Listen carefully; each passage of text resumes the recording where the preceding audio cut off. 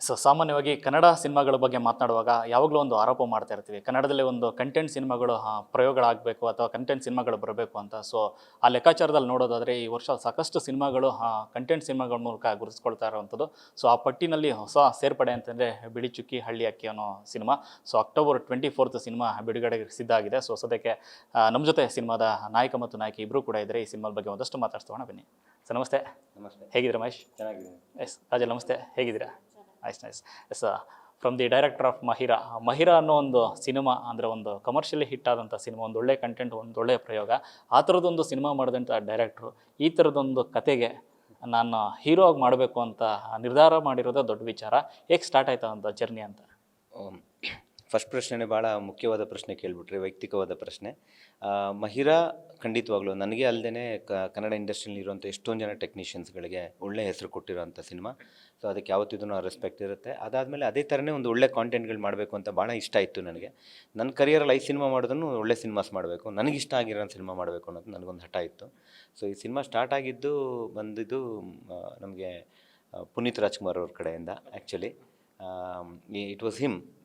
ಆ ಫಸ್ಟು ಬೀಜ ನೆಟ್ಟಿದ್ದೆ ಅವರು. ನಾವು ಅದು ಯಾವುದೋ ಒಂದು ಬೇರೆ ಪ್ರಾಜೆಕ್ಟ್ ಬಗ್ಗೆ ಅವ್ರ ಹತ್ರ ಮಾತಾಡೋಕ್ಕೆ ಹೋಗಿದ್ವಿ. ಅವ್ರು suppose to direct one of the film for him and he love the concept. ಆ ಟೈಮಲ್ಲಿ ಅವ್ರು ಇದೇ ಥರ ಕನ್ನಡ ಇಂಡಸ್ಟ್ರಿ ಬಗ್ಗೆ ಮಾತಾಡ್ಬೇಕಾದ್ರೆ, ಹೊಸಬ್ರು ಸಿನಿಮಾ ಮಾತಾಡ್ಬೇಕಾದ್ರೆ, ಯಾಕಂದ್ರೆ PRK ಬಗ್ಗೆ ಎಲ್ಲ ಮಾತಾಡ್ತಾಯಿದ್ರು. ಆ ವ್ಯಕ್ತಿಯ ವಿಷನ್ ಆಲ್ರೆಡಿ ನೆಕ್ಸ್ಟ್ ಒಂದು 10 ಇಯರ್ಸ್ಗೆ ಮುಂದೆ ಹೊರಟೋಗಿತ್ತು. ಅವ್ರು ಅಲ್ಲಿವರೆಗೂ ಯೋಚನೆ ಮಾಡಿದರು, ನಾವು ಹಿಂಗೆ ಬರಬೇಕು ಕನ್ನಡ ಇಂಡಸ್ಟ್ರಿ. ಹಿಂಗೆ ಮಾತಾಡ್ತಾ ನಾನು ವಿಟಿಲಿಗೋ ಬಗ್ಗೆ ವಿಷಯ ಬರ್ತಾ ಹೋಯಿತು. ಆವಾಗ ನಾನು ಸ್ವಲ್ಪ ಬಾಡಿ ಟ್ರಾನ್ಸ್ಫಾರ್ಮೇಷನ್ ಎಲ್ಲ ಮಾಡಿದ್ದೆ, 6 ಪ್ಯಾಕ್ಸ್ ಎಲ್ಲ ಮಾಡಿದ್ದೆ. ಅದ್ರ ಬಗ್ಗೆ ಕೇಳ್ತಾ ಹೋದರು, ಯಾಕೆ ಇದನ್ನು ಮಾಡಿದ್ರಿ. ಆವಾಗ ನಾನು ಸ್ಕಾರ್ಮ್ಯಾನ್ ಅಂತ ಒಂದು ಪೇಜ್ ಮಾಡಿದ್ದೆ ಇನ್ಸ್ಟಾಗ್ರಾಮಲ್ಲಿ.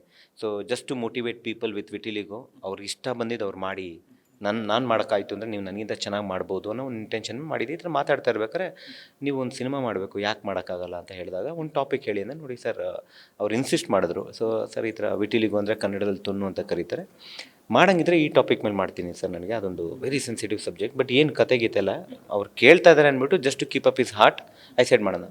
ಬಟ್ ಅಲ್ಲಿ ಏನಾಗೋಯ್ತು ಅಂದರೆ ಬಯಸದೆ ಬಂದ ಭಾಗ್ಯ ಅಂತಾರಲ್ಲ ಆ ಥರ, he got hook down to it.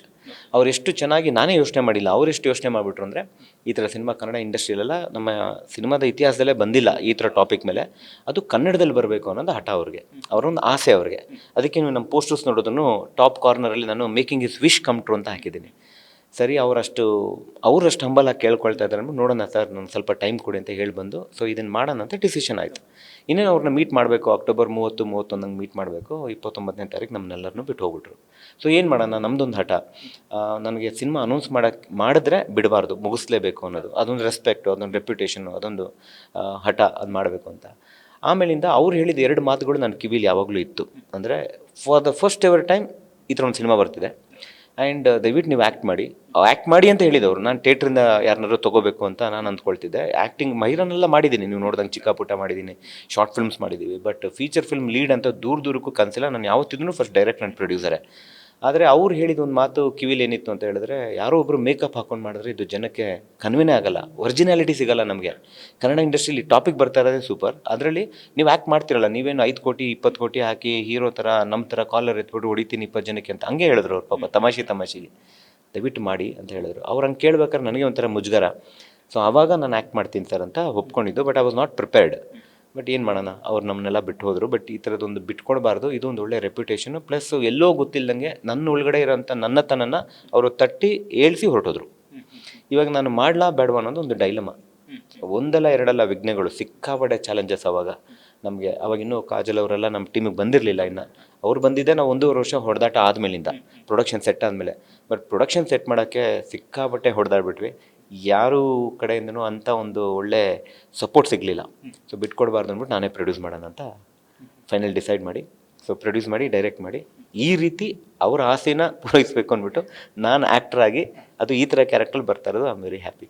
Sir, ಕತೆ ವಿಚಾರ ಅಂತ ಬಂದಾಗ ಅಪ್ಪು ಸರ್ ಏನಂತ ಹೇಳಿದ್ರೆ, ಯಾಕೆಂದರೆ ಸಾಕಷ್ಟು ಸಿನಿಮಾಗಳನ್ನ ಅಂದರೆ ತಮಿಳಾಗಿ ಮಲಯಾಳಂ ಆಗಲಿ ಎಲ್ಲ ಥರದ ಜನರುಗಳನ್ನ, ಎಲ್ಲ ಥರದ ಭಾಷೆಗಳ ಸಿನಿಮಾಗಳನ್ನ ಅವರು ಯಾವಾಗಲೂ ಅಬ್ಸರ್ವ್ ಮಾಡ್ತಾಯಿದ್ರು, ನೋಡ್ತಾಯಿದ್ರು ಕೂಡ ಅವರು.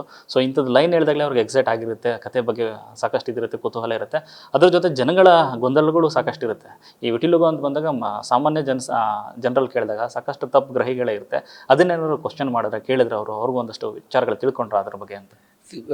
ಅಪ್ಪು ಸರ್ ಹೇಗಿತ್ತು ಅಂತ ಹೇಳಿದ್ರೆ, ಅವ್ರಿಗೆ ಈ ಒಂದು ಸಮಸ್ಯೆ ಬಗ್ಗೆ ಅವರು ಗುರ್ತಿಸಿದ್ದಾರೆ. ಬಟ್ ಇದನ್ನು ವಿಟಿಲಿಗೋ ಅಂತ ಕರೀತಾರೆ, ಹೆಚ್ಚಿಗೆ ಕನ್ನಡದಲ್ಲಿ ತೊನ್ನು ಅಂತ ಕರೀತಾರೆ. ಆ ಪದಗಳು ಅವ್ರಿಗೂ ಗೊತ್ತಿರಲಿಲ್ಲ.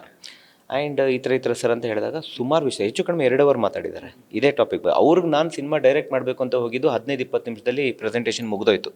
ಅವರು ಇಂಡಸ್ಟ್ರಿ ಬಗ್ಗೆ, ಈ ಥರ ಸಮಸ್ಯೆಗಳ ಬಗ್ಗೆ, ಹೌದಾ ಹಿಂಗಂತಾರ ಹಿಂಗೆ ಆ ಥರ ವಿಷಯಗಳು ಸುಮಾರು ಮಾತಾಡ್ತಾಯಿದ್ರು. ಮೂಢನಂಬಿಕೆಗಳ ಬಗ್ಗೆ, ಸೂಪರ್ಸ್ಟಿಷಿಯಸ್ ಬಿಲೀವ್, ಮೆಡಿಕಲಿ ಎಷ್ಟು ಎಕ್ಸ್ಪೆನ್ಸ್ ಆಗುತ್ತೆ, ನಮಗೆ ಇನ್ಶೂರೆನ್ಸ್ ಕವರೇಜಸ್ ಇರಲ್ಲ, ಗೌರ್ಮೆಂಟ್ ಅವ್ರು ಏನಾದರೂ ಇದನ್ನು ಸಪೋರ್ಟ್ ಮಾಡ್ತಾರಾ, ಇದೆಲ್ಲ ಭಾಳ ಕುತೂಹಲ ಇತ್ತು ಅವ್ರಿಗೆ. ಈ ಥರ ಎಲ್ಲ ವಿಷಯಗಳನ್ನ ಅವರು ಆಲೋಚನೆ ಮಾಡಿ ಆಮೇಲೆ ಒಂದೆರಡು ವಿಷಯಗಳನ್ನ ನೇರವಾಗಿ ಹೇಳಿದ್ರು. ನೋಡಿ, ಈ ಥರ ಸಬ್ಜೆಕ್ಟ್ನ ನೀವು ಧೈರ್ಯ ಮಾಡಿ ನಾವು ಅಟೆಂಪ್ಟ್ ಮಾಡಬೇಕು ಮಹೇಶ್, ನಾವು ಯಾಕೆ ಮಾಡೋಕ್ಕಾಗಲ್ಲ, ಇದೇ ಯಾರಾದರೂ ಅಮೀರ್ ಖಾನ್ ಮಾಡಿದ್ರು ಅದು ಬೇರೆ ಲೆವೆಲ್ಗೆ ತೊಗೊಂಡೋಗ್ಬಿಡ್ತಾರೆ. ಆ್ಯಂಡ್ ಇದೇ ಯಾವುದಾದ್ರು ಇವಾಗ ಸುಮ್ಮನೆ ನಾವು ಮಲಯಾಳಂ ಇಂಡಸ್ಟ್ರಿ ಅಂತೀವಿ, ಅವ್ರು ನೇರವಾಗಿ ಹೇಳಿದರು. ಅಲ್ಲೂ ಕೂಡ 5-6 ಸಿನಿಮಾ ಹಿಟ್ ಆಗ್ತಾ ಇರೋದು, ಮಿಕ್ಕಿದ 200 ಸಿನಿಮಾ ಅವ್ರದ್ದು ಫ್ಲಾಪ್ ಆಗ್ತಾ ಇರ್ತವೆ. ತೆಲುಗುನೂ ಹಂಗೆ. ಬಟ್ ಏನಾಗ್ತಿದೆ, ಆ 5-6 ಸಿನಿಮಾನ ತುಂಬ ಚೆನ್ನಾಗಿ ಮಾರ್ಕೆಟ್ ಮಾಡ್ಕೋತಾ ಇದ್ದಾರೆ. ಸೊ ಆ ಸಪೋರ್ಟ್ ನಾನು ನಿಮಗೆ ಕೊಡ್ತೀನಿ, ನೀವು ಮಾಡಿ. ಇವಾಗ ಅವರೇ ಅಂಥ ಸೂಪರ್ ಸ್ಟಾರ್ ಆಗ್ಬಿಟ್ಟು ನಾನು ಈ ಥರ ಕಾನ್ಸೆಪ್ಟ್ ನಾನೇ ಮಾಡ್ಬೋದು ಅಂತ ಹೇಳ್ಬೋದಾಯಿತು. ಅವರೇ ಹೇಳಿದ್ದು ಇದಕ್ಕೆ ಯಾರು ಸೂಪರ್ ಸ್ಟಾರ್ ಸೂಟ್ ಆಗಲ್ಲ, ನೀವು ಪ್ರೊಫೆಷ್ನಲ್ ಸ್ಟಾರ್ ಥರ ಇರಿದ್ದಾರೆ, ಸ್ಟಾರ್ಡಮ್ ಇದಕ್ಕೆ ಸೂಟ್ ಆಗಲ್ಲ, ಇದಕ್ಕೆ ಕ್ಯಾರೆಕ್ಟರ್ ಬೇಕು. ಅಂದರೆ ಜನಗಳು ನೋಡಿದಾಗ ಅವ್ರಿಗೆ ನಮ್ಮ ಮನೆ ಮಗ ಅನಿಸ್ಬೇಕಾತ, ಅಂಥ ಕ್ಯಾರೆಕ್ಟ್ರು ನಿಮ್ಮ ಮುಖದಲ್ಲಿ ಕಾಣಿಸುತ್ತೆ, ನೀವು ಮಾಡಿ. ಯಾಕಂದರೆ ಇದು ಗ್ಲಾಮರ್ ಇರೋದಲ್ಲ, ಕ್ಯಾರೆಕ್ಟರ್ ಇರೋಂಥ ಪಾತ್ರ. ಸೊ ಬೇರೆ ಭಾಷೆಗಳು ಮಾಡ್ತಾ ಇದ್ದಾರೆ ಅಂತ ಕಾಂಪಿಟೇಷನ್ಗೋಸ್ಕರ ನಾವು ಮಾಡಬಾರ್ದು, ನಮ್ಮ ಭಾಷೆ ಹೆಮ್ಮೆಗೋಸ್ಕರ ನಾವು ಮಾಡಬೇಕು ಇದನ್ನು. ಆ್ಯಂಡ್ ನಾವು ನೋಡಿ, ಇದು ಬಂದ್ಬಿಡ್ತು ಅಂದರೆ ಒಂದು ಫ್ಲ್ಯಾಗ್ಶಿಪ್ ಟಾಪಿಕ್. ಒಂದು 5 ವರ್ಷ ಬಿಟ್ಕೊಂಡು ಇದ್ರ ಬಗ್ಗೆ ಯಾರಾದರೂ ಕೇಸ್ ಸ್ಟಡಿ ಮಾಡ್ತಾರೆ, ಈ ವ್ಯಕ್ತಿ ಹೆಂಗೆ ಮಾಡ್ದ, ಏನು ಮಾಡ್ದ. ಇದಾದಮೇಲೆ ಮೋಸ್ಟ್ಲಿ ನನ್ನ ಟೆಡೆಕ್ಸಲ್ಲೋ ಅಲ್ಲೆಲ್ಲೋ ನಿಲ್ಲಿಸ್ಬಿಟ್ಟು ಮಾತಾಡಿಸ್ತಾರೆ. ಬಟ್ ಸಿನಿಮಾ ಆಗ್ಬೇಕಾದ್ರೆ ನಮಗೆ ಸಪೋರ್ಟ್ ಸ್ವಲ್ಪ ಸಿಕ್ಬಿಟ್ರೆ ಹೆಲ್ಪ್ ಆಗುತ್ತೆ. ಇದೆಲ್ಲ ವಿಷಯಗಳನ್ನ ಅವ್ರು ಕುರಿತಾಗಿ ಮಾತಾಡಿದ್ರು ಅವರು. ಹಂಗೇಳಿ ನೀವು ಮಾಡಿ ಅಂತ ಹೇಳಿದ್ಮೇಲೆ ನಾನು ಧೈರ್ಯ ಮಾಡಿದ್ದು, ಕಾನ್ಫಿಡೆಂಟ್ ಇಟ್ಕೊಂಡು ಮಾಡಿಲ್ಲ. ಕಾನ್ಫಿಡೆಂಟ್ ನಮ್ಮ ತಂಡ, ನಮ್ಮ ನಟರು, ನಮ್ಮ ಕೋ ಆರ್ಟಿಸ್ಟ್ ಇವರೆಲ್ಲ ತಂದು ಕೊಟ್ಟಿದ್ದು ಕಾನ್ಫಿಡೆಂಟು. ಧೈರ್ಯ ಮಾಡಿಬಿಟ್ಟಿದ್ದೆ ಅಷ್ಟೇ ನಾನು. ಕಾನ್ಫಿಡೆಂಟ್ ಇವ್ರ ಕಡೆಯಿಂದ ಬಂದಿದ್ದು.